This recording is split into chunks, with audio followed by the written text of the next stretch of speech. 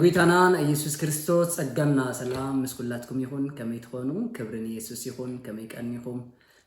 لمون قال إجزابير ملأختي حزلكم مسيا له إذا ملأخت زي كل جزء روع ساعات حدا نيمشي كأخلت ساعات زم حلالف ناي آمين تي في يوتيوب channelنا كم دما بساتلايت ميديا دبيت ميديا زم حلالف برنامجنا أي كل جزء اختكاتلو بقولي تفرع دماغكم كم دما آمين تي في أتيكم شير سبسكرايب لايك ورونا كله خبصح ملأختي قال إجزابير بس الزمن زي قال إجزابير يوزد لنا حواتي بس الزمن زي تراح زي كونس ناي هو زمننا كله قال إجزابير تعبي تزخبره قال سلزخانه ناي هو ناس تنفس سلزق قال إجزابير كتسمع دما عدمكم مالتي ناي لما أنتي ناي تمرتنا رأسي أطبيق كمثلاي زبليو أطبيق كمثلاي صلوت بزح سب يصليو صلوت زي فلت سب يلن نناب زامنو كله سب كله يصليو صلوت ون يفلتي ነገር ግን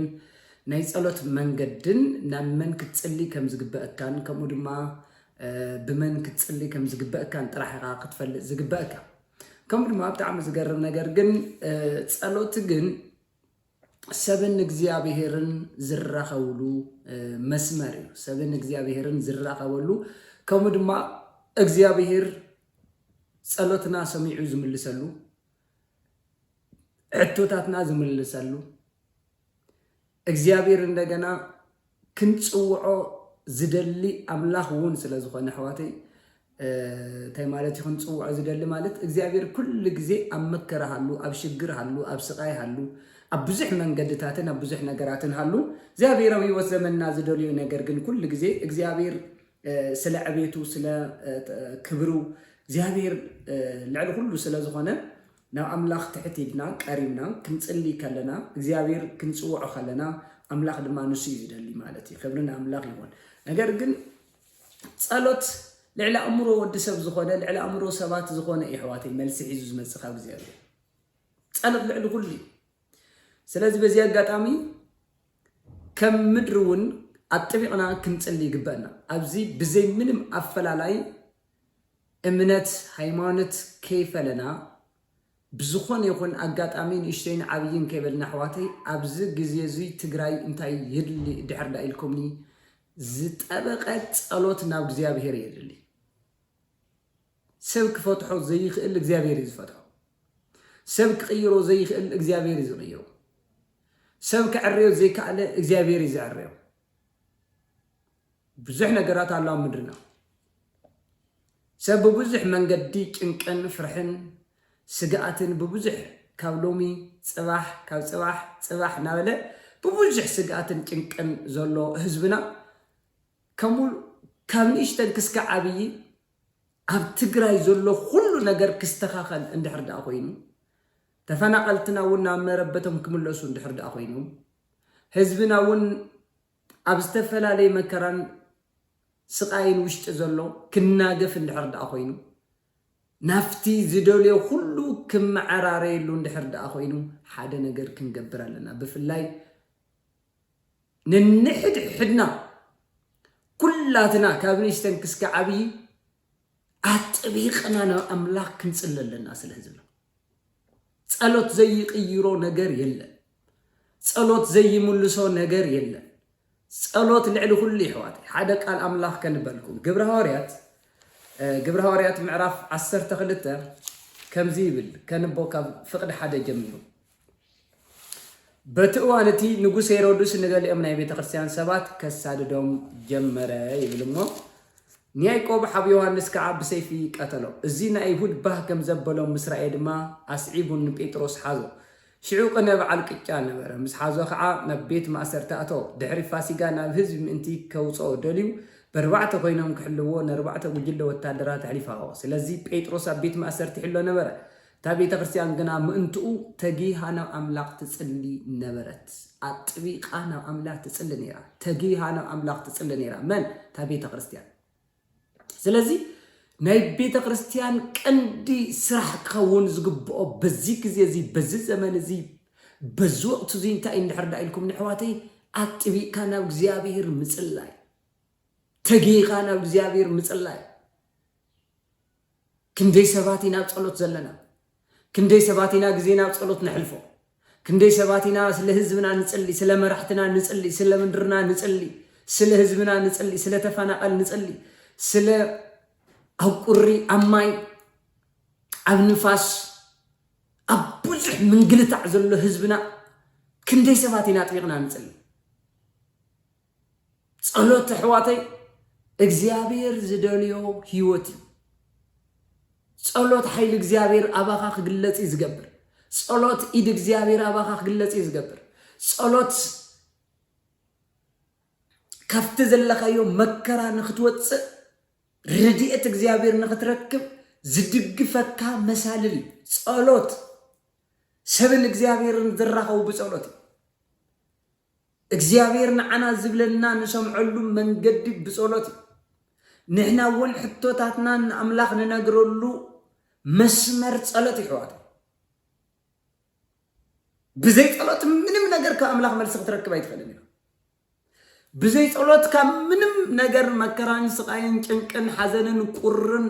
ክትወፅእ ኣይትኽእልን ኢኻ ጸሎት ይኸናግፈካ ዝኽእል ንምንታይ መልሲ ሒዙልካ ዝመጽእ ካብ ኣምላኽ ጸሎት እዩ ይሕዋት ስለዚ እታ ቤተ ክርስቲያን ግና ምንቱ ተጊሃ ኣምላኽ ትጸልይ ነበረት ሎሚ ቤተ ክርስቲያን ምንታይ እያ ዘላ መራሕቲ ቤተ ክርስቲያን ትጸልይ ኣለኹም ዶ ንመመንኩም ንህዝብኩም ክትጽልይ ትገብርዎ ኣለኹም ዶ ጸም ጸሎት ትእውጅ ኣለኹም ዶ ብሓደ ልቢ ኮይኑ ሰብ ክትጽልይ ትገብሩ ኣለኹም ዶ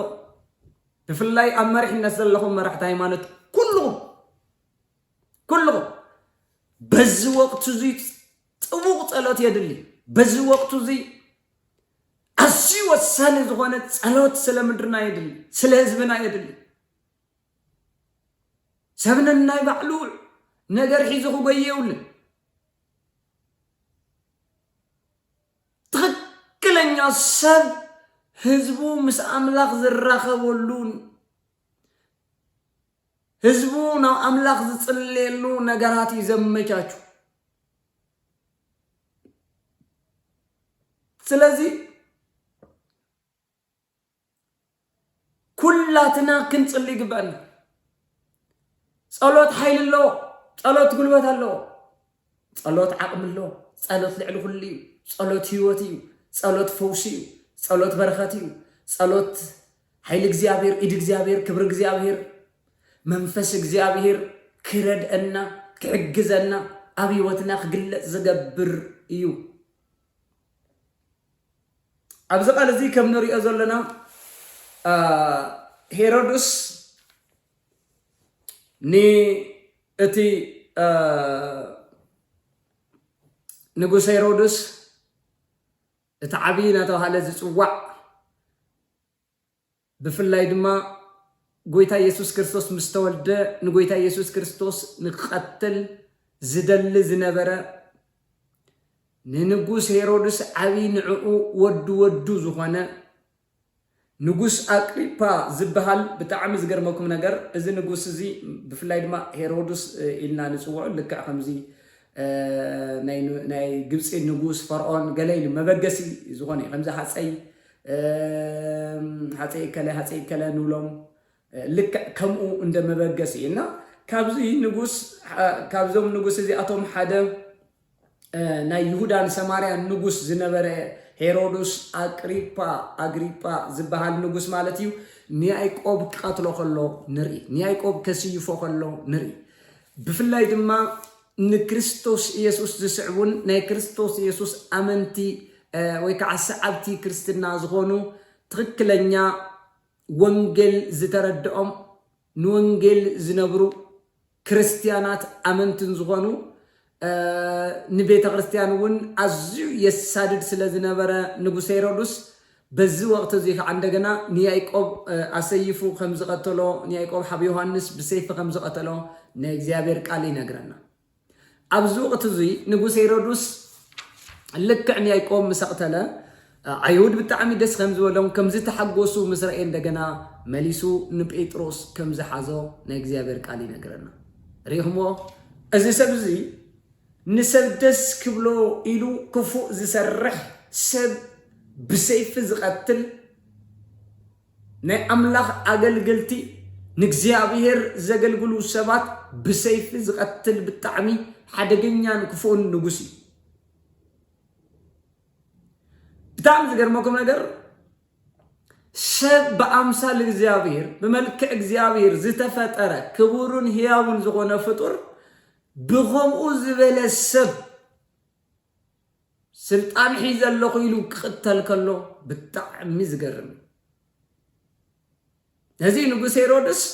ያዕቆብ ብሰይፊ ቀተሎ እዩ። ያዕቆብ ብሰይፊ ምስ ቀተሎ ከዓ አይሁድ ብጣዕሚ ተሓጒሶም ደስ ኢልዎም ምስ ረአሲ እምበር ሕጂ እውን መሊሱ ደስ ክብሎም ኢሉሲ ንጴጥሮስ ወሲኹ ሓዘ ይብል ናይ ኣምላኽ ኣገልጋሊ ዝኾነ ሐዋርያ ጴጥሮስ። ሰብ ደስ ክብሎ ኢልካ ክፉእ ነገር ኣይትግበር። እከለ ደስ ንክብሎ ኢልካ ክፉእ ነገር ኣይትግበር። ናይ ሰይጣን መሳርሒ ኣይትኹን፣ ናይ ኣጋንንቲ መሳርሒ ኣይትኹን። ክፉእ ዝሰርሕ ኣጋንንቲ ጥራሕ እዩ። ክፉእ ዝሰርሕ ዲያብሎስ ጥራሕ እዩ። ካብ መጀመሪኡ እውን ዲያብሎስ ቀታሊ ነብሲ ነይሩ ይብሎ ቃል እግዚአብሔር። ካብ መጀመሪኡ ጀሚሩ እውን ንሱ ቀታሊ ነብሲ ነይሩ። መን? ዲያብሎስ። እግዚአብሔር ማሕዋተይ እንኳንዶ ሰብ ዝኣክል ብሰይፊ ክትቀትልሲ ኳንዶ ሰብ ክተጥፍእሲ ንሓው ዝጸልእ ቀታሊ ነብሲ ይብሎ ቃል እግዚአብሔር። ቀታሊ ነብሲ ድማ መንግስት ኣምላኽ ከም ዘይወርስ ትፈልጢኹም ይብል ሐዋርያ ዮሐንስ። ስለዚ ክንደይ ሰባት ኢና ደኣ ምናልባት እከለ ደስ ክብሎ ናበልና ክፉእ ነገር ንገብር፣ ንነከለ ክሓጉሶም ኢልና ክፉእ ነገር ንገብር። ግን ክፉእ ነገር ሎሚ እንተገበርካ እኳ ወዲ ሰብ ኩሉ ኣብዚ ምድሪ እዚ እንተነዊዑ 90 ዓመትም ይኹን 80 ይኹን 100 ዓመትም ይኹን መጽሓፍ ቅዱስ ብናይ ሰብ ክፍኣት ዝተለዓለ ናይ ወዲ ሰብ ዕድመ ናብ 120 ከም ዘውረዶ ዘፍጥረት ምዕራፍ 6 ይነግረና። ነገር ግን 120 እምሕደግዎ 80 90 እንኳን ተጸኒሕካ ባዕሉሲ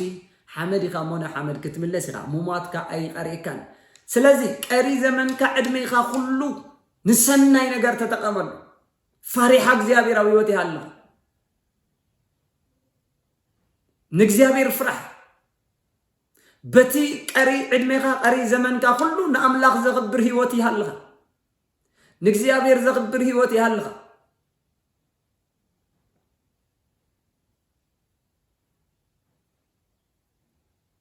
እግዚአብሔር ኩሉ ትገብሮ ስለ ዝፈልጥ ዝገበርካ ሁሉ ድማ ብመዓልቲ ፍርዲ ጸብጻብ ክትወሉ ኢኻ። ስለዚ ከይፍረደካ፣ እግዚአብሔር ከይሓተካ፣ እግዚአብሔር ከይጢቐካ፣ እግዚአብሔር ሕጂ ዕድል ይብካ ንሃለወና ኣምላኽ ተመለስ። ናብ እግዚአብሔር እንመለስ። ንጉስ ሄሮድስ ጨካኝ ነይሩ። ኣዝዩ ጭካነ ዝተመልኦ ንጉስ ነይሩ። ልክ እዚ እውን ብዝገርም መንገዲ እቲ ህፃናት ዝጨፍጨፈ ህፃናት ዝቀተለ ንጉስ ሄሮድስ ልክ እዚ ኣቅሪፓ ንጉስ ሄሮድስ እውን ከምዚ ናይ ባሓጉ ሓደገኛ ዝኾነ መንፈስ ሒዙ ንያዕቆብ ክቀትሎ ከሎ ንርኢ ማለት እዩ። በዚ ምክንያት ቃል እግዚአብሔር እንታይ ይብለና? ሽዑ ስዒቡ ንጴጥሮስ ሓዘ ይብለና። ንጴጥሮስ ከታ ገብሮ ከስይፎ ንጴጥሮስ እውን ከስይፎ ደሊ ንጴጥሮስ እውን እንደገና ከስይፎ ደሊ። እዚ ዘስይፎ ዘሎ ጴጥሮስ በደል ስለ ዘለዎ ግፍዒ ስለ ዝሰርሐ ኣይኮነን። ጴጥሮስ ሐዋርያ ጴጥሮስ ናይ ወንጌል ኣገልጋሊ ናይ ኢየሱስ ክርስቶስ ልኡኹን ሐዋርያን ቃል እግዚአብሔር ዝምህር ቃል እግዚአብሔር ይሰብኽ። ካብዚ ወፃኢ ምንም ዝሰርሖ ግፍዒ የለን። ካብዚ ወፃኢ ምንም ዝሰርሖ ዝዓመፆ ነገር የለን። ቃል እግዚአብሔር ስለ ዝሰበኸ ቃል እግዚአብሔር ስለ ዝመሃረ ግን ወሲኹ ከም ዝሓዞ ካብኡ ዳሕራይ አይሁድ እውን ደስ ከም ዝበሎምን بتسعة نسو بتقنا نسو جن ناي كنا بعل كتشان نبرة يبلنا بدعم زجر النجر بتبعل نسو ناي أيوداويان بعل اتبعل كسكعز حلف نسو كتفرد ويك عكتسيف أي تغل سلزي أجت أم غينون بيتروس لحظلو كنا بعل كتشان سلزي نبرة بتبعل نسو منم غجبر سلزي يخل انت أجر ومالتي نبيت مأسر تأتي ودحي فاسيقا نابهزم انتي كوصو دليو ناب حزبي ببرعته كوينم كحلو نربعته غجلو تادرات احليفاو سلازي بيتروس ابيت مأسرتي حلو نبر بعسرت شدشت وتادرات هورا بيتروس حلو نيرنا اسر بيتات اتبع القጫምስ حلفه ግን ጴጥሮስ ናብ ህዝብ ውጽ እንታይ ክገብሮ ይደልዩ ሄሮድስ ከፍር ደሉ ኒያይቆብ ከም ሰየፈው እንደገና ጴጥሮስ ውን በሰይፍ ቀጥሎ ደሊ ማለት ነፍሰ ገዳይ መንፈስ ጨካኝ መንፈስ በጣም ይገርመን በዘመን እዚ نحاو زقتل نديو زقتل نبو زقتل نحواتو زقتل تكسب أمثال الإግዚአብሔር بأمثال بملك الإግዚአብሔር استفتر السب كما غانو زغونه زقتل نفس قداي منفس الله ጨካን كم هيرودس نيموت منفس مصحف ቅዱስ ሰይጣን كحردن كتفن يزمصير ሰይጣን كلي علما ምንም يولد كحربنا كتفت راح يزمس قتلت راح يزمس لو مي بيسوس كريستوس زناي الشيطان صراحة كله فتسيمو كمدرنا السنة لا يهون بيسوس كريستوس لو مي زفرسة يهون كبرنا أملاك يهون سلازي بيروس أسر بيت وشتاتيو بعصر تشدشت وتادرات بربعته توجيلهم بربعته كفلا جزي إن تقايرو نبيتروس يحلو نيرا مالتي عبد ساعة زي بيت كريستيان جن منتو تجيهانا أملاق تصلي نبرت منتي عورا بيتروس تجيهانا أملاق تيتجبر نيرا تصلي نيرا صلوت ملسلو صلوت عقمي صلوت قلوتي صلوت ملسي ركب صلي سبي ملسي تركب صلوت قليلة هنا نما أملاق تصلي نام እግዚአብሔር ጸልይ ክብርን እግዚአብሔር ይሁን ሄሮድስ ጴጥሮስና ፍርዲ ከቅሮ ሓሲቡ ነበረ እንተኾነ በታና ተውግሕ ለይቲ ጴጥሮስ ኣብ መንጎ ክልተ ዓቀይቲ ብክልተ መቁሕ ተኣሲሩ ደቂሱ ነበረ እቶም ሓለውቲ ከዓ ኣፍ ደገት ቤት ማእሰርቲ ኮይኖም ይሕልው ነበሩ እኖ ከዓ መልአኽ እግዚአብሔር ተረኣየ ኣብታ ቤት ማእሰርቲ ከዓ برهان أنصبارك نبيتروس مسنجل إتنكيب قلتف كاتنس إلى براور تتم قاوح ما خاوداو ودقا بتعامل درمكم نجر بيت كريستيان بيتروس يفتح حواري بيتروس كفتح الطريقة أبتصلي له ساعات بزي مقراتنا بزيابير أبتصلي له بزي مقراتنا أملاك أبتمهلل له بزي مقرات بيتروس نخفتح أبتصلي له ساعات إግዚአብሔር መልአኩ ሊይሁ أفتي بيتروس تأثير له زنبرك عندنا انتهي كويني بلا ناسي نوخ عمل أخ إግዚአብሔር ترأي أفتي بيت ما أسرت إግዚአብሔር ترأي أفتي بيت ما أسرت عبرهان أنت أوارق أبي أبيت ما أسرتي أتصاب الله خدو بمنم تأمر بك أخذي خوتسي أي فعلني توللو نجر الله بك أيلكا كم نهارا بيتروس كابزي ما منم كملت أكل توللو نجر الله جن እግዚአብሔር مسخي جن እግዚአብሔር مسخي حواتي تسفايت أورز بتحلفو كله እግዚአብሔር مسخ مال بتخفلوا واجا كله أملاك مسخ مال እግዚአብሔር አይሐድግን እግዚአብሔር አይጥንጥንን እግዚአብሔር አይገድፍን እግዚአብሔር عشيش አይብልኒ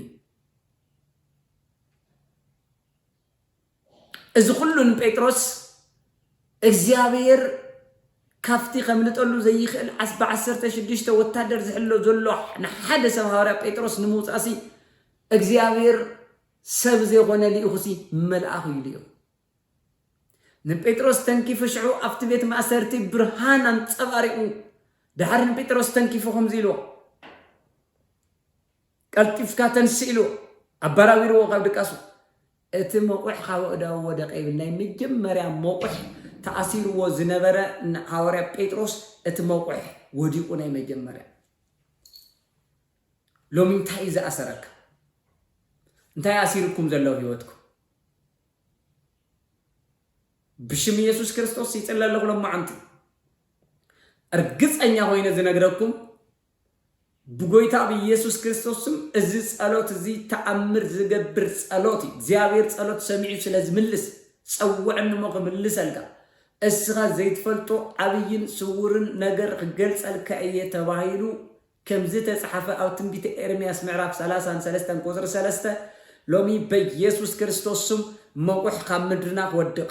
ሰንሰለት ካብ ምድርና ክወድቕ ሕልኽልኽ ዝበለ ነገር ሁሉ በኢየሱስ ክርስቶስም ክወድቕ ይጽለለኹ زأسرنا كمتن بيتروس أسيروس دنقت كن ملاك زيابير مسؤولية سنسلت كم زبط أصو بيسوس كريستوس سب زأسرك من نيوم أجانن تاوي أسرارها أجانن تاوي تلوه بيسوس كريستوس سم لومي زخون يكون سنسلت كابيوتكم يبتس كبيتكم يبتس كبدكم يبتس كمنرنا يبتس كبزبنا يبتس بيسوس سب يبتس كبرنا أملاك يخون كبرنا يسوع يقول زياوير كله زغل أملاك يحوات نبيتروس زوج أنا هاري بيتروس كاب سربيت زوج أملاك لومي كاب زلنا يو زجنا أنا نجر كله كنوصينا بقيت هذا يسوع نمن تايم سيلكم إخزيابير نزو أي تنتن زياوير نزو أي حد قد إخزيابير زرقي زملس سمع أملاكي كبرنا أملاك يقول سرازي اتموقع داوتاي كون يمن ودقه اتملاخ كع تعطب اسان كاتو بلو مسد ما كم غبره اتملاخ كع دانكا تقدن موسعب نبلو بيتروس وصي سعو انت غونه راي زر زلي مسلنا مرنبر اتي بملاخ زخونه حقي مخانو ايفلط النبر بيتروس بعلو حوار بيتروس زخونه راي زر زلي مسلنا يرنبر بقى انا بحقي كاب زوم وتادرات زيون كاب ايد هيرودس زي يملت يلي غونه نحاسب كم لطلب زي خل سفرا ياتي ግን እግዚአብሔር መልአኩ ሊኡ ከምሊቶ ግን እግዚአብሔር መልአኩ ሊኡ አዲኖ ረይኹም ኣብ እግዚአብሔር ተስፋ ዝገብር ኣብ አምላክ ተስፋ ዝገብር ሰብ ኣብ እግዚአብሔር እምነቱ ዝገብር ሰብ ካብ ጸላይ ዘምልጥ ካብ ኢድ ክፉአት ይዘምልጥ ካብ ኢድ ዓመፀኛታት ይዘምልጥ كبرن እግዚአብሔር ይሁን እዚ ሁሉ ዝከናወን ዘሎ ብምንታይ እንድሕር ዳይልኩም ንግን እታ ቤተ ክርስቲያን አጥቢቃ ስለ ጴጥሮስ ተጊሃና እግዚአብሔር ትጽልይ ስለ ዝነበረት አጥቢቃ በዘይ መቆራ ተጊሃና አምላክ ትጽልይ ነራ አህዋቴ ተጊሃና እንጸልይ ጊዜና ጸሎት ንሕልፎ بتعم زجر نجر زمن زي ورز وزحو حميز وزحو كفاز وزحو كنيز وزحو عمز وزحو بتعم زجر موكم نجر حجي قلت بحد انت نير كفل انت اللي كان غالي سبترخي تحدن تحدى زحامي له تحدى زولع له تحدى بقى بزح مسانغل زفتر له زمن حدقنيا زغونه ناي صلاي سرح زكنا ونه له زمن نازلنا يوت كادحن تفلا خاورنيا تفلا خعمصنيا تفلا كم እግዚአብሔር زي يخبر ህይወት ተፈለ ታገብረልከ ተፈለና አምላክ ተፈለ መጽሐፍ ቅዱስ ተፈለ ይብል ተፈለ ትክክለኛ ሰምስ አምላክ ጊዜ ይحلፍ ምስ እግዚአብሔር ጊዜ ይحلፍ ይጽልይ በዚህ ምንም መቁራት ከቋራጽኩም ጸልዩም ዘልክ ቃል እግዚአብሔር كي قارس كتصلينا أملاك كبرين እግዚአብሔር ይሁን ስለዚህ ቤተ ክርስቲያን ተጊያን ጴጥሮስ ይፈታህ በማል አጥቢቃት ጽልይ ነይራ ይብለና ናይ እግዚአብሔር ቃል ስለዚህ በዘይ መቁራጽ አጥቢቅና ከንጸለለና ክብርን ኢየሱስ ይሁን ካወጥሉ ታይዝብል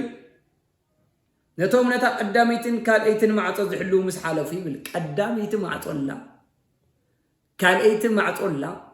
ጴጥሮስ ንኸይወጽ ብዙሓት ከላታት አለው በርታት አለው ኣብዚ ዝተቐመጡ ወታደራት እኒው ንጴጥሮስ ንሐዋርያ ጴጥሮስ ዝሕሉ ስለዚ እታ ቀዳሚት እውን እታ ካልኢት እውን ማዕፆ ዝሕሉ ዝነበሩ ከይፈለጡሲ እቲ መልአኽ ንሐዋርያ ጴጥሮስ ሕሊፍዎ ናፍቲ ከተማ ዘምርሕ ሳልሳይ ማዕፃ ሓፂን ዓብይ ከዓ እንደገና ንሱ እውን ኣብኡ ምስ በፅሑ ባዕሉ ተኸፈተሎም ይብል ርኢኹም ኣሕዋተይ ናይ መጨረሻ ሰዓት ኣብ ኢድ ንጉስ ሄሮድስ ዝኣተወ ሐዋርያ ጴጥሮስ የምልጥ ዝብል ሓሳብ ብሰብ ኣእምሮ ከቢድ እዩ ንእግዚኣብሔር ግን ቀሊል እዩ ሓደ ነገር ክነግረኩም እዚ ሕጂ ኩሉ ንሪኦ ዝሰምዖና ኣብ ምድርና ፅብብ ዝበለ ዝመስል ክብድብድብድብድ ደመን ድምንምንምን ዝበለ ነገር ዝመስል ሲ እግዚአብሔር እዚ ሁሉ ቅንጥጦ እዩ ይብለኩም ኣሎ ተስፋ ናብ እግዚአብሔር ጥራሕ ንግበር ንጸሊ ስለ ህዝብና ንጸሊ ስለ ምድርና ንጸሊ እግዚአብሔር ተአምር ዝገብር አምላክ ይሕዋት ልዕሊ ማንም ኃይል ዘሎ ፓወር ዘሎ ዓቅሚ ዘሎ ሲ እግዚአብሔር ጥራሕ እዩ ናይ ሰማይ ናይ ምድሪ ንጉስ ናይ ነገስታት ንጉስ ናይ አማልክት ሁሉ አምላክ ዝኾነ በይኑ ሁሉ ዝገብር ከም ድሌቱ ዘዓይሲ እግዚአብሔር አይሕፍርን እግዚአብሔር ዘናግፍ ዝረድ አምላክ እዩ ድሌቱ ዝገብር ስልጣን ዘሎ እግዚአብሔር ጥራሕ እዩ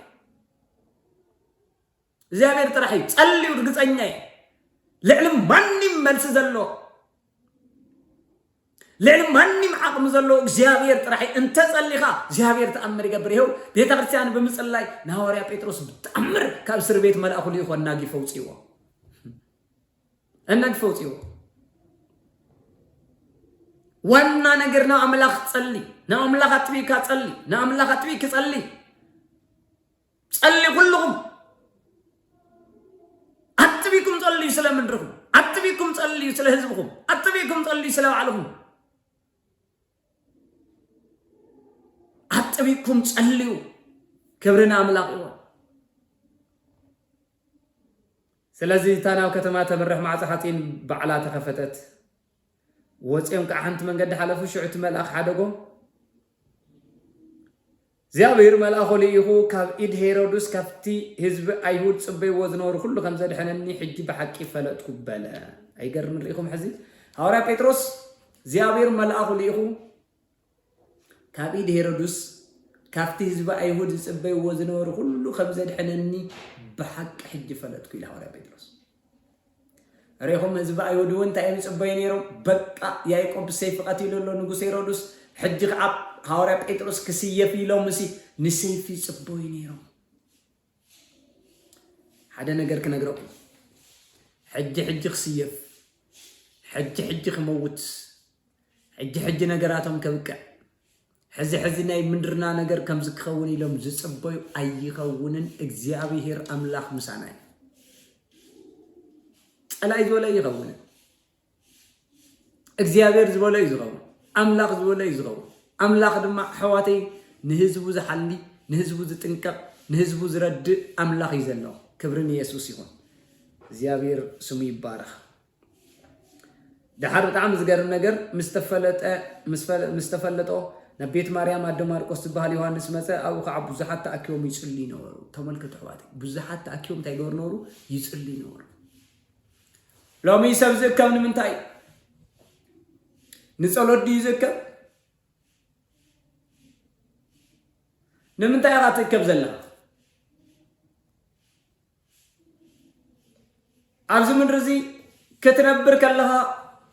ዕድመ ዘመንካ ተጠቐመሉ ግዜኻ ይተባኽን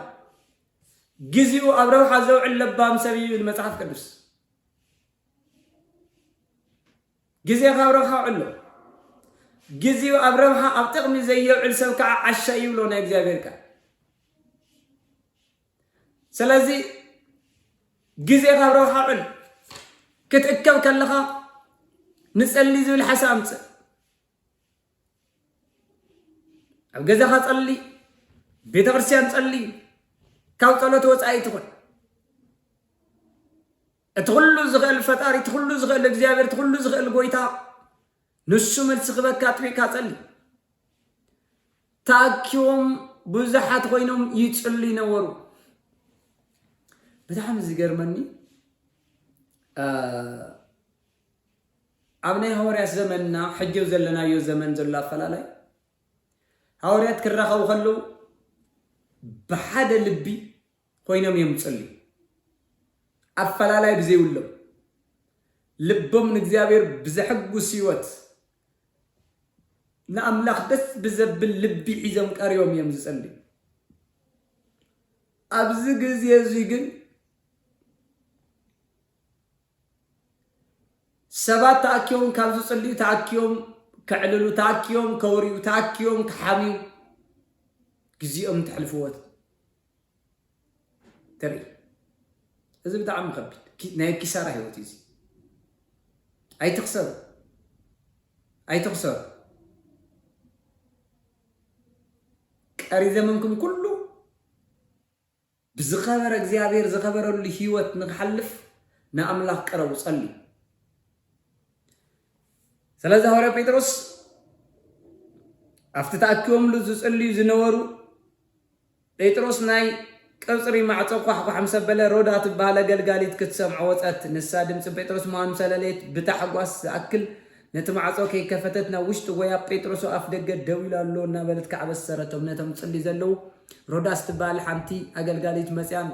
لك انا تجازا كتكفت كحخ مسبله هورا بيتروس مس الى كتكفته بزح حسوتلو نا هورا بيتروس دمص مسكونه مسفلطت بيت ክርስቲያን شليو اطبيقات تصلي كمزلا سلستردت دما نهارا بيتروس كي كفتت غويا خيدا ابسيراتم دحر نساتم ግን كمزي لهم عبيد كدي خيلهم انتي مالتيو اطبيقوم يصلي نيروم ግን ات ماسرتي خبيت سلازغونه خاب ايده يردوس يملط يلوم سلازي حاسو ولا يصلي امبر مصي مسولتم ግን لعل امرؤم زخونه ملسي سلازغونه عبيد كدي خيلهم مالت كميل قوصي خلك عيلم እንደገና عبيد كدي خميل خوني خلي لما نساجن تجنا خمزي لما تصلي الكدي بلوا نسا خعام كم زغون እንደገና አረጋገጠት ለምሽዑመል አኹ ይዝኸውን ከዓበሉ ጴጥሮስ ግና መመሊሱ ከሐፋ ይብነበረ مسكفتو كعرأي ومو تجرمو خفيتهم مسرأي وبتعميم تجرمو كبري نأملا يهون سلازا هوري بيتروس كا إيدي رودوس زملت ألو كاموت زملت ألو كاسيفي زملت ألو كام حردي زملت ألو من قد تعين دي حرد لكمني بيت كريستيان سلا هوري بيتروس عطبيقا تسأل نيرا أخواتي عطبيقنا نأملا نسألي بزي مقراتنا نأملا نسألي كنصلي خلنا اينا ملس نركب كنصلي خلنا اي هوتنا زغير كنصلي خلنا اي እግዚአብሔር ምድርና ዝልውጣ كنصلي خلنا اي እግዚአብሔር ናይ ምድርና ማዕበል ጸጥ ዘብሎ ናይ ምድርና ወጀብ ጸጥ ዘብሎ አም ምድርና ዘሎ ዘይ ምርግጋ እግዚአብሔር ዘረጋግኦ እግዚአብሔር ሰላም ዘወሲ احنا ነው አምላክ كنصلي خلنا اينا ነነዌ በዘይ ምንም ሙቁራት ልክ አከምት ግምጠል ነብይ ዮናስ መልእክቲ መስምዕትሲ اتي قال እግዚአብሔር ሙኻኑ መልእክት እግዚአብሔር ሙኻኑ ሰሚዑ እቲ ንጉስ ይኹን ተም ህዝብ ሁሉም ካብንሽተን ከስካዕቢስ ከአንስሰሙሲ ብጾሙን ጸሎትን ብንስሐነ ቅድም እግዚአብሔር ወዲቆም ይጽልይ ነይሮም ስለምድሮም እግዚአብሔር ድማ ሓሳው ቀየረ ይብለና እግዚአብሔር ሓሳው ቀየረ ነነዌ ምሕረት ገበረላ ይብለና ንዒ ጾመነ ነነዌ ንለሕዋተ ነነዌ ብጾሙን ብጸሎትን ካብ ምግልባት ካብ ምጥፋእ ዝደሓንሉ ማለት ይኽብርን አምላኽ ይኹን ዲዒኖም تناقفهم نسأوسيهم زهابير خجورو حسيو خبزنا برا نجار كله أجندة تغيروا تنجر تغيروا السلام كوين الله مو قد عن إحنا مو قد عن إحنا نمنتهي زين نصلي نمنتهي تبيقنا زين نصلي سله حزبنا نمنتهي تبيقنا زين نصلي كم حدا بيننا نمنتهي كحواتي كم زي أفتوان طرنت جزء أكبابي صمو تግራይ ተባይሉ ሰለስተ መዓልቲ ተአውጁ ኩሉ ሓደ ኮይኑ አወፃን አውሽተ ዓድን ዘሎ ከም ሓደ ሰብ ኮይኑ ብምጽላዩ ብዙሕ ተአምራት ኮይኑ እግዚአብሔር ሰሚዑ ሙሕጅ ኸድ አንምታይ ይንጽል ንምንታይ እከለ ከምዚ ይበለ እከለ ሚዲያ ከምዚ ይብለሎ እከለ ሚዲያ ከምዚ ትብለላ እከለ ዩቲዩብ ከምዚ ይብለሎ እከለ ባ ከምዚ ይኮነሎ يزوي حواتي ننتقمو مالت بتعم زغرمكم نجر انتي مالتي يوتيوب نمعباي بزتفلاليه منقدي ولا زي كونه نجر ناصحفه حزب زرع دم يكون حزب ز سنبدم يكون بزح ብዙሕ ነገራት ክትርኢ ትኽእል ኢኻ እዚ ኩሉ ሕደጎ ጸልይ ንኣምላኽካ ጥራሕ ጸልይ ንኣምላኽና ጥራሕ ንጸልይ እግዚኣብሔር መልሲ ክበና እዩ እግዚአብሔር መልስ ክበና እዩ ክብሪ ንእግዚአብሔር ንኣምላኽና ይኹን ስለዚህ ጸሎት ዘይምልሶ ነገር የለን ዘይምልሶ ነገር የለን ጸሎት ነዚዩ ኣብ ማቴዎስ ወንጌል ምዕራፍ 7 ከምዚ ዝብል ቃል ኣምላኽ ንረክብ ክብሪ ንኢየሱስ ይኹን ክብሪ ንኣምላኽና ይኹን ምዕራፍ 7 ካብ 7 ጀሚሩ ለምኑ ክወሃበኩም ይብል እንታይ ግበሩ ለምኑ እንታይ ማለት ይለምኑ ጸልዩ እንተ ጸልዩም ክወሃበኩም እዩ እንተ ጸልዩም መልሲ ክትረኽቡ ኢኹም ሃሌሉያ ድለዩ ክትረኽቡ ኢኹም ማዕጾ ኳሓኳ ሓብሉ ክረሕወልኩም እዩ ክኽፈተልኩም እዩ ማዕጾ ኳሓኩዑ ማለት እሲ ኣጥቢቅኩም ጸልዩ ክኽፈተልኩም እዩ መልሲ ክትረኽቡ ኢኹም እግዚአብሔር ክሰምዐኩም እዩ ሃሌሉያ ከመይ ይብል ዝለመነ ሁሉ ይቕበል ዝለመነ ሁሉ ታይገብር ይቕበል ዝደለየውን ይረክብ ረሞ ከይደለኻ ትረኽቦ ነገር የለ ከይንኳዕኳዕኻ ዝኽፈት ነገር የለ ከይለመምካ ትረኽቦ ነገር የለን ስለዚ እንታይ ማለት እዚ ጥቕልል ብዘለ ናይ ጎይታ ኢየሱስ ክርስቶስ መልእኽቲ ኣጥቢቅኩም ጸልዩ ክሰምዐኩም ኣጥቢቅኩም አንኳሕኩዑ ክፈተልኩም ዝተዓፀወ ክፈትፈት ክብል እንታ ኮይኑሲ ኣጥቢቅኩም ጸልዩ ተጊይኩም ጸልዩ ብዘይ ጸሎት እግዚአብሔር ምንም ዝገብሮ ነገር የለን አይገርመኩም እግዚአብሔር ክንጽልይ ይደለና እግዚአብሔር ክንጽውዕ ይደለና ክእለት ናትካ ዕቤት ናትካ ስልጣን ናትካ ክእለት ናትካ ሁሉ ነገር ኣባኻ እዩ ዘሎ ክንብሎ እግዚአብሔር ዝደሊ ክብሪ ንጎይታ ይሁን ስለዚ እንታዋይ ሰብይ ኸባኻትኩም ወዱ እንጀራን ተለመኖ እምኒ ዝህቦ ወይ ከዓ ዓሳን ተለመኖ ተመን ዝህቦ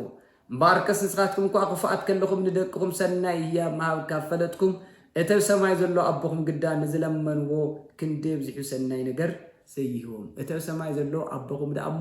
ከመይ ወይ ከዓ ክንደይ ናይ ደኣ ኣብዚሑ ሰናይ ነገር ዘይህቦም ንስኹም ኳ ንደቅኹም ሰናይ ነገር ምሕሳብ ካብ ከኣልኩም እንጀራ እናወለኩም ዶ እምኒ ክትውዎ ትኽእሉ ኢኹም ዓሳ እናወለኩም ዶ ተመን ክትውዎ ትኽእሉ ኢኹም ሞዳ እንድሕር ንስኻትኩም ደቂ ሰባት ንደቅኹም ሰናይ ነገር ምሕሳብ ካብ ከኣልኩም ሲ ክንደይና ኣይደኣ ናይ ሰማይ ኣቦኹም ክንደይና ኣይደኣ ጎይታ ክንደይና ኣይደኣ እግዚአብሔር ሲ ነቶም ኣብዚሖም ናብ እግዚአብሔር ዝጽልዩ ናብ እግዚአብሔር ዝምህለሉ ሲ ክንደይ ደኣ እግዚአብሔር ኣብዚሑ ሰናይ ነገር ዘይህቦም ይብል ክብሪ ንኣምላኽ ይኹን ኣሪኹም ካብ ኣምላኽ ሰናይ ነገር ንረኽቦ ተጊህና ብዝጸለናዮ ቁፅሪ ተጊህና ናብ ኣምላኽ ብዝቐረብናዮ ቁፅሪ ክብሪ ኩሉ ንእግዚአብሔር ንኣምላኽና ይኹን ስለዚ ኣሕዋተይ ተጊህና ንጸልይ እዚ ፈተና እዚ ናይ ሰይጣን እቅድ ኩሉ ክንሓልፎ ንኽእል ብምንታይ እንድሕር ኢልኩምኒ ተጊህና ብምጽላይ ህዝብና ነናግፎ እግዚአብሔር እውን ናይ ህዝብና ሽግር ርዩ ከም እስራኤላውያን ካብ ባርነት ግብፂ ዘናገፎምን ዘውፅኦምን ድሕሪ 430 ዓመት ንህዝብና ከዓ ብዝኾነ ይኹን መንገዲ ኣሕዋተይ ካብ ሽግር ካብ ስቃይ ካብ መከራ ካብ ሓዘን ካብ ስቃይ ከናግፎ ዝኽእል እግዚአብሔር ኣምላኽና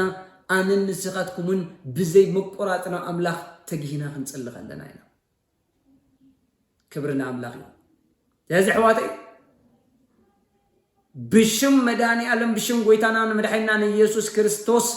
ኩሉ ግዜ ተጊኹም ጸልዩ እግዚአብሔር ክረድአኩም እግዚአብሔር ጸሎትኩም ሰሚዑ ክምልስ እግዚአብሔር ከምቲ ሐዋርያ ጴጥሮስ መልአኹ ልኢኹ ዘናገፎ ተሰብ ልኢኹ ተስ መልአኹ ልኢኹ እግዚአብሔር ስቃይ ናይ ህዝብና ክሕፅሮ ኩላትና እንጸልይ ክብርን እግዚአብሔር ንኣምላኽና ይኹን ስለዚ ለምኑ ታይግበሩ ክወሃብኩም እዩ አንኳሕኩዑ ታይግበሩ ክኽፈተልኩም እዩ ክብርን እግዚአብሔር ንኣምላኽና ይኹን ብጣዕሚ ዝገርም ነገር ኣብ ሉቃስ ወንጌል ሓንቲ መበለት ኣላ ኣብዚ ብጣዕሚ ዝገርመኩም ነገር ሓደ ዓመፀኛ ዳኛን ፈራድና ሓንቲ መበለት ዝነግረና ክፍሊ ኢና ክብርን ኣምላኽ ይኹን لوقاس وانجيل 18 فقد حدا خمزيبل بزعبه حنت ملتن عمصኛ ዳኛ ወይ አፈራድን ይዛረብና ኢየሱስ ተስፋ ከይቀበጹ ሁሉ ሰዓት ጽልይ ከምዝግበኦም ንኸርድ ከምዚል ብምስላ ተዛረቡ ጎይታ ኢየሱስ ክርስቶስ እንደቀ መዛሙርቱ ከቋረጹ ክጽልይ ከምዝግበኦም ብምስላ ክምህሮም ከሎ ብምስላ ከርደኦም ከሎ ብምስላ ገይሩ ብዛዕባ ጸሎት ክንደይና አድላይ ምዃኑ ከርደኦም ከሎ ንርኢ ማለት እዩ سلسة إلهم بتعم زجرم تسفى كي كبرصو يقول تسفى كي قرصو كل ساعة أملاخ كتسليو كم زلوا بمثل غيره كردون كلينا نرى أملاخ توكل تزجبرنا أملاخ زأمنة ملسيلو أملاخ ملسلو أبويتا زيابير يسمعي من لسيلو زأمن سر تسفى يورز سلازي أحواتي حدا نجر كنجركم تسفى كي قرصكم كل ساعة تجيكم نا أملاخ تصلي سلا قلكم تصليو سلا مدركم تصليو سلا هزبكم تصليو سلا وعلكم تصليو سلا زيك أنكم تصليو سلا زغبدكم تصليو بك أذن جرزي سلا تقولوا كله زغبدكم نجر كله أو كم እግዚአብሔር حسكم قريكم تصلي صلوات إلى እግዚአብሔር قتقلت يزقدر ጸሎት ተአምራት የውይወት ካዝገብር ጸሎት እግዚአብሔር ብቅጽበታዊ ወትካ ዝኸበደካ ነገር ከንከባልሎ ይዝገብር ክብርን እግዚአብሔር ይሁን ስለዚህ ኣብ ሓንቲ ከተማ ንኣምላኽ ዘይፈርሕ ኣብ ሓንቲ ከተማ ይብልሞ ንኣምላኽ ታይ ዘይገብር ዘይፈርሕ ሰብ እግዚአብሔር ዘይፈርሕ ሰብ ኮሎ በጣም ዝገርመኝ ነገር መንሪ ወይ እግዚአብሔር አብዝ ምድር ዝንታይ በቃ መንሪ ወይ እግዚአብሔር ዝብለን ነው መንሪ ወት እግዚአብሔር ደሞነ ንስንፋስ ይውካ አብል አላይ ሰማይ ከይዱ መንሪ ገነት ህይወት ምናምን ትባል በቃ ከምድሌተ ዘይነብር ይል ዝነብር ሰው አለ በጣም ዝገርመኝ ከተትንፈስ አየር ዛበካ እግዚአብሔር ለሆነ ክትዛረው ዓለም ዛበካ አፍካ ዝገፈተስ አምላክ ለሆነ كم سر تفتيرك تطويلك تنكسرس ختكيد زردك እግዚአብሔር ደሆነ እንፈጠረካ እግዚአብሔር ደሆነ እንሰራሐካ አንተ እስራኤል እትዝደኮነካ ዝፈጠረካ እግዚአብሔር ከምዚ ይብላሎ አነም ሰኻየሙ አይትፍራህ ተበጀካ አይብልና እግዚአብሔር ቀረይሁም ዝፈጠረካ ዝደኮነካ ምን ዲፈጠርካ እግዚአብሔር ደሆነ ስለዚህ ዝገደደ ነገር ከይረኸበካሲ أملاك كم زلوا فليت كان أملاك قرب يوتك فرح እግዚአብሔር ያለው إذا عمت أن يدانيا زي نأملاك زي فرحي نسوك زي حفر من محفرة بهالي ونسوي حفر نأملاك يفرح بتعم حدا جنيه هيوت اللي كله تنايم يجمر يعتبر እግዚአብሔር مفرحي خمزول قال እግዚአብሔር أبيوتنا كله كنجبروز جبنا نايم يجمر أنت عند حدا الكومني سب فرح እግዚአብሔር ከለሎ እግዚአብሔር ዘይትፈርሕ እንዳርዳኸን ከህይወት ይብልካን ማለት አምላክ ሁሉ ነገር ተገብሮ አምላክ አሎ አምላክ ከይሪእኒ እግዚአብሔር ይርዩ እግዚአብሔር ይሰምዕዩ ዘይትብል ፈሪሃ እግዚአብሔር ንአምላክ ዘይፈርሕ ህይወት እንድሕርዳ አሊካ መንፈሳው ሞት ካሰቢካ ማለት ስለዚህ إذا عمتني دانيون فتمنا إخبار فرح باليون إخبار زي فرح سوك عسوك خبر أي خلي نسوك حجز أي خلي نسوك رد أي خلي نزيا أطويل غزار بنا سبات بايزوي نسوك حجزو خردو زيد اللي بزخون يكون من قدي فرح إخبار زبالة ويوتهم سلزي اللي شكانات زخون كفعات زغونو سبات من تاع النحر الكوني فرح እግዚአብሔር ስለዚህ ይውል ሰብን እግዚአብሔር ተፈርሒ ንሰውን ዘኽብር ንወለዱውን ዘኽብር ንትውልዱውን ዘኽብር ንዓዱውን ዘኽብር فرح እግዚአብሔር ተልዩ فرح እግዚአብሔር ተዛልይዎ ዓዱ ዘኽብር ሰብ የለ ህዝቡ ዘኽብር ሰብ የለ ሰው ሁሉ በአምሳል እግዚአብሔር መልክ እግዚአብሔር ተፈጥረ ሰብ ዘኽብር ሰብ የለ فرح እግዚአብሔር ተዛልይዎ ከምዚ አመፀኛ ዳኛ ዚን አምላኽ ዘይፈርሕ ሰብ ክትኸውን ይብልካ لما كحواتي أنا نريد زلنا كله منقل تعبك تحدا أنا بزقوني يقول منقدي أنت أي وصيت ندحر دايلكمني فارحة إغزابير أو يوتو سلازي اللي إغزابير زفرح سب ما قام يقول زيابير زفرح سب كواي حبي يحيش زبل سبي كواي حفتي تحيش زبل سبي كبرين إغزابيرنا أملاقي سلازي بزي أقاطامي بزقوني يقول أقاطامي نهزبكم كتمرحو نهزبكم ون بستفال عليه من قدي كتمرحو እግዚአብሔር ዕድል ዛወኩም ሰባት ፈሪሃ እግዚአብሔር ህይወትኩም ያለውኩ እግዚአብሔር በመፍራህ ለህዝብኩም አገልግሉ ክብርና አምላክኩ ስለዚህ ዳኛዚ ንሰብ ድማ ይሐፍርን ምንም ሕፍረት ባህል ነገር ይሁን ለከዕና ዘመን ዚ ይመስል ማለት ምንም በቃ ንሰብ ዝባል ግድ ዘይውሉ ምንም እግዚአብሔር ካብዚ እናግፈና ሓደ ፍራድ ነበረ ይብልሞ ታከተማቲ አድማ ሓንቲ አፍታ ከተማቲ አድማ ሓንቲ መለት ነበረት ናኡና መፀት ከዓ ምስ ዝም ማስተይ ፍትሐው ጸለይት ብሎ ነበረት ንሱ ከዓ ሓያለ መዓልተ አበያ ትገር አይገርመኩም ምስ ዝም ማስተይ ብሎ ዛመበለት እዚያ ፍትሐው ጸለይና በለት ናብዛ ዓመፀኛ ዳኛ ንሰብ ዘይሐፍርን እግዚአብሔር ዘይፈርሕ ናኡና ተመላለሰት ፍረደለይ ባቅቱ ለኸላሲ የአብያ ነሩ በፍጹም ተመልከቱ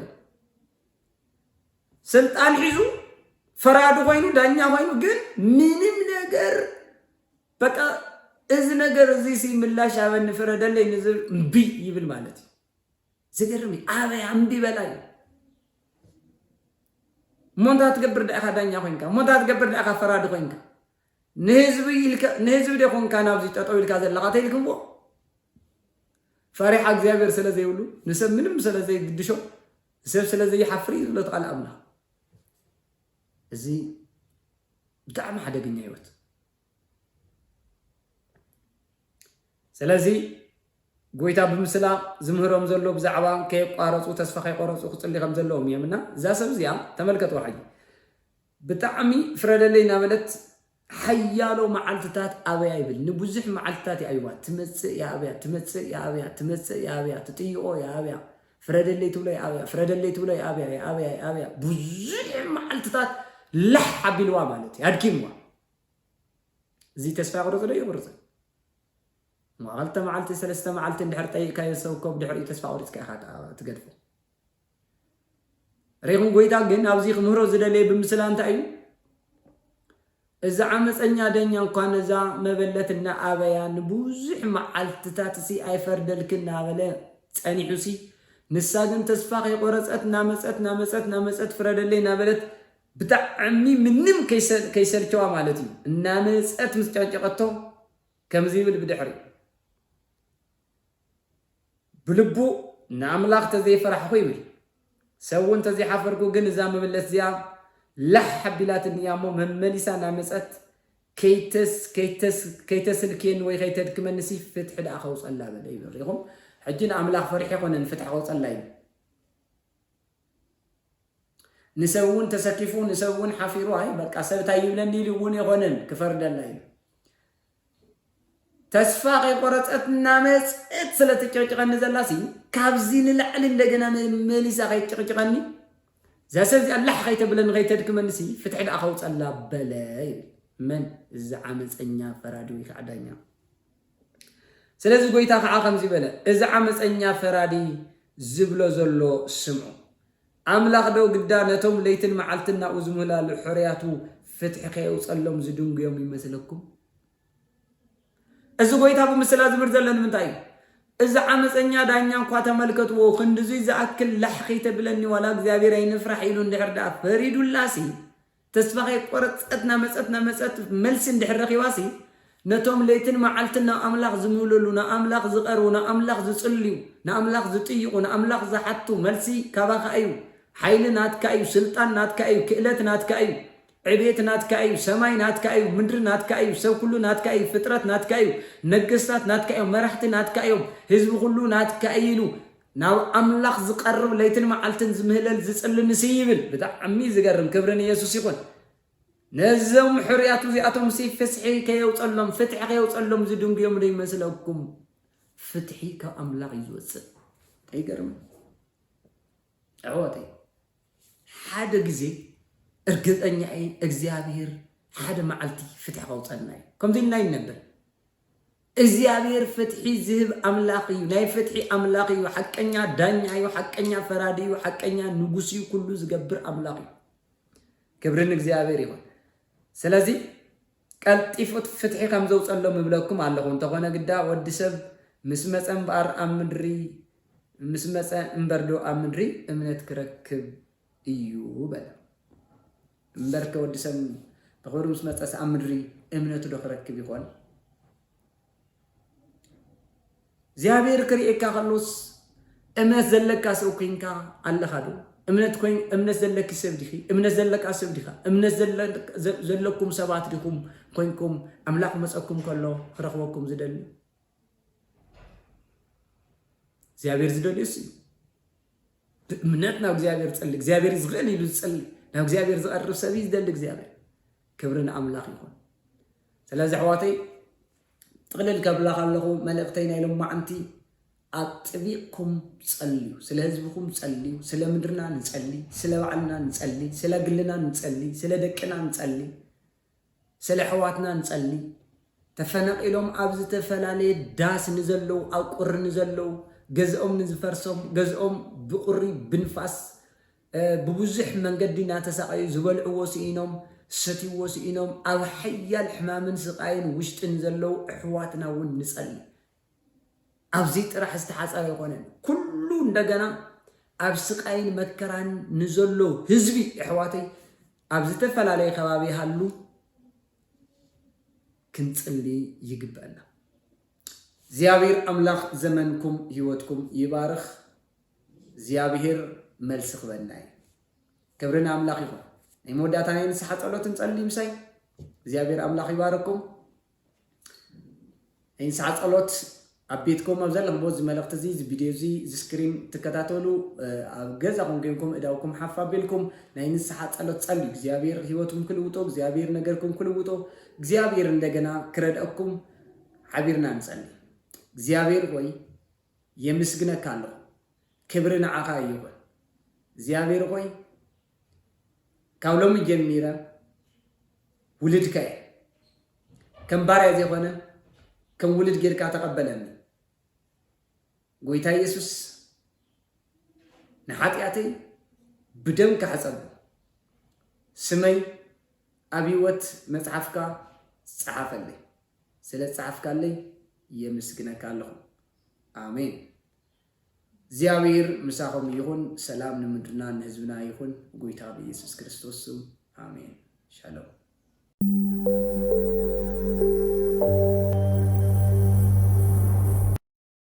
ዮሐንስ ምዕራፍ 4 ጎይታ ኢየሱስ ካብና ዮሐንስ በጽሑ ደቀ መዛሙርት ከም ዝገበረን ከም ዘጥመቐን ፈሪሳውያን ምስምዖም ፈለጠ ግና ደቀ መዛሙርቱ ደኣ እምበር ኢየሱስ ባዕሉስ ኣየጥመቐን እዙይ ምስ ፈለጠ ከዓ ንምድሪ ይሁዳ ሓዲጉ ናብ ገሊላ ተመለሰ ብሰማርያ ኣቢሉ ክሓልፍ ከዓ ግዲ ኾኖ ስለዚ እውን ናብ ጥቓ እታ ያዕቆብ ንዮሴፍ ወዱ ዝሃቦ ምድሪ ዘላ ሲካር ናብ እትበሃል ከተማ ሰማርያ መጸ ኣብኡ ከዓ ዔላ ያዕቆብ ነበረ ኢየሱስ ድማ ብምኻድ መንገዲ ደኺሙ ኣብ ጥቓ እቲ ዔላ ኣዕረፈ ሽዑ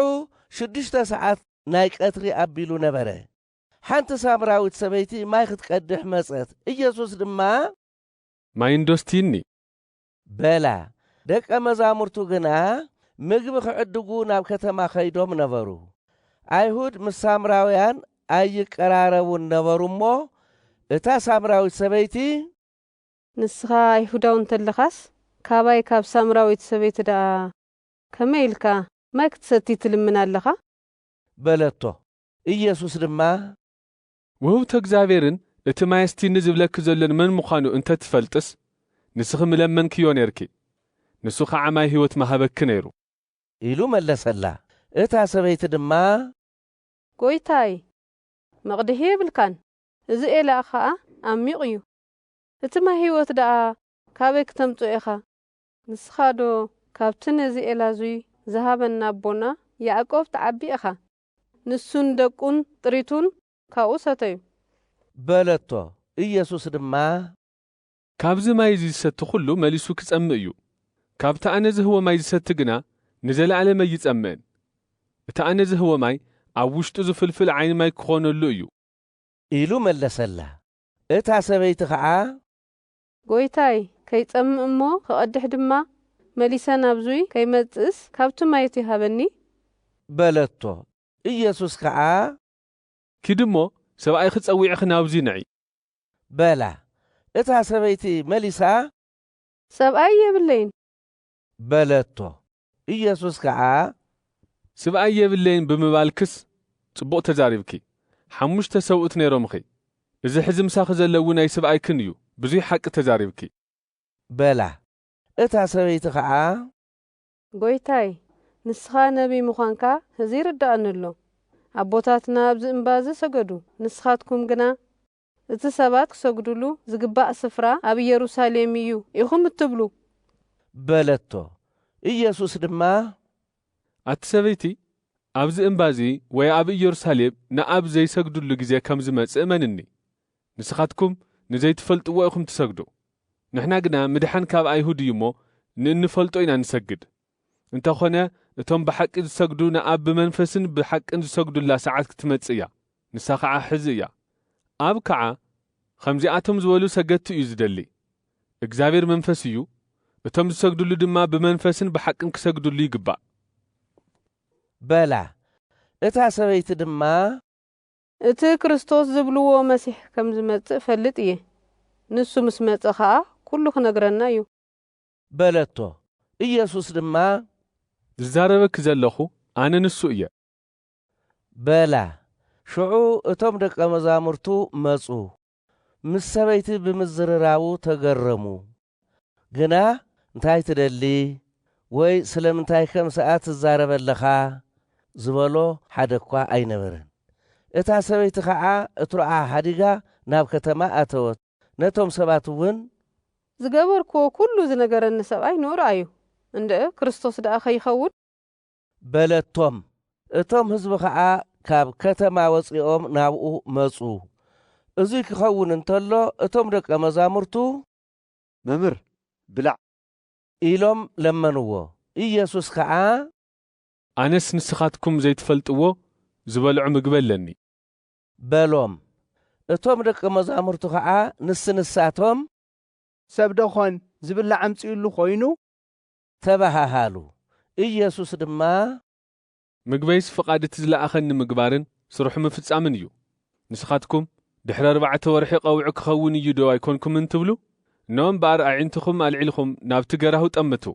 እቲ እኽሊ ንዓጺድ ድሮ ከም ዝበጽሐ ረኣዩ እብለኩም ኣለኹ።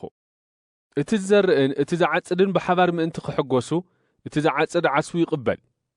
ንዘለኣለማዊ ህይወት ዝኸውን ፍረ ከዓ ይእክብ። እቲ ሓደ ይዘርእ እቲ ሓደ ከዓ ይዓጽድ ዝብል ቃል ሓቂ እዩ እሞ ኣነ ንዓኻትኩም ኣብ ዘይጸዓርኩምሉ ክትዓጽዱ ለኣክኹም። ካልኦት ዝጸዓሩሉ ንስኻትኩም ከዓ ኣብቲ ዝጸዓሩሉ ኣተኹም በሎም። እታ ሰበይቲ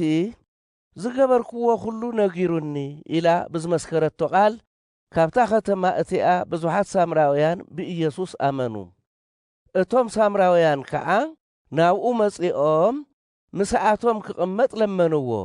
ኣብኡ ከዓ 2 መዓልቲ ጸንሐ። ካብ ቃሉ ዝተለዓለ ድማ ብዙሓት ኣመኑ። ነታ ሰበይቲ እውን በዓልትና ሰሚዕና ደኣ ዝሰብ እዙይ ብሓቂ ክርስቶስ መድኃኔዓለም ምዃኑ ፈለጥና እምበር ብዘረባኺ ጥራሕ ኣይኮንናን ዝኣመና በልዋ። ድሕሪ 2 መዓልቲ ካብኡ ወፂኡ ናብ ገሊላ ኸደ። ነቢይ ኣብ ዓዱ ከምዘይኸብር ኢየሱስ ባዕሉ መስኪሩ ነበረ እሞ መሊሱ ናብ ገሊላ ምስ መጸ እቶም ሰብ ገሊላ ኩሎም ንበዓል መጺኦም ነበሩ እሞ ነቲ ኣብ ኢየሩሳሌም በቲ በዓል ዝገበሮ ኩሉ ስለ ዝረአዩ ተቐበልዎ። ኢየሱስ መሊሱ ናብታ ንማይ ናብ ወይኒ ዝለወጠላ ኣብ ገሊላ ናብ እትርከብ ቃና መጸ። ኣብ ቅፍርናሆም ከዓ ወዱ ዝሓመሞ ናይ ንጉሥ ወገን ዝኾነ ሓደ ሹም ነበረ። ንሱ ኢየሱስ ካብ ይሁዳ ናብ ገሊላ ከም ዝመጸ ምስ ሰምዐ ናብኡ ኸደ። ወዱ ንሞት ቀሪቡ ስለ ዝነበረ ድማ ናብ ቅፍርናሆም ወሪዱ ምእንቲ ካሕውየሉ ንኢየሱስ ለመኖ። ሽዑ ኢየሱስ ምልክትን ተኣምራትን ተዘይረአኹም ኣይተኣምኑን ኢኹም በሎ። እቲ ሹም ከዓ ጐይታይ ወደይ እንተይሞተ ቐልጢፍካ ውረድ በሎ። ኢየሱስ ድማ ኪድ ወድኻ ሓዊልካ እዩ በሎ። እቲ ሰብኣይ በቲ ኢየሱስ ዝተዛረቦ ቃል ኣሚኑ ኸደ። ክወርድ እንተሎ ኣገልገልቱ ተቐበልዎ እሞ ወድኻ ሓዊው ኢሎም ኣብሰርዎ። ንሱ ከዓ እታ ዝሓወየላ ሰዓት ጠየቖም። ንሳቶም ድማ ትማሊ 7 ሰዓት ናይ ቀትሪ ረስኖ ሓዲግዎ በልዎ። ሽዑ ኣቦኡ በታ ኢየሱስ ወድኻ ሓዊኡ እዩ ዝበሎ ሰዓት ምዃና ፈለጠ። ምስ ኩሉ ስድራ ቤቱ ከዓ ብኢየሱስ ኣመነ። ኢየሱስ ካብ ይሁዳ ናብ ገሊላ መጽኡ ዝገበሮ ተኣምራት እዙይ ካልኣይ እዩ።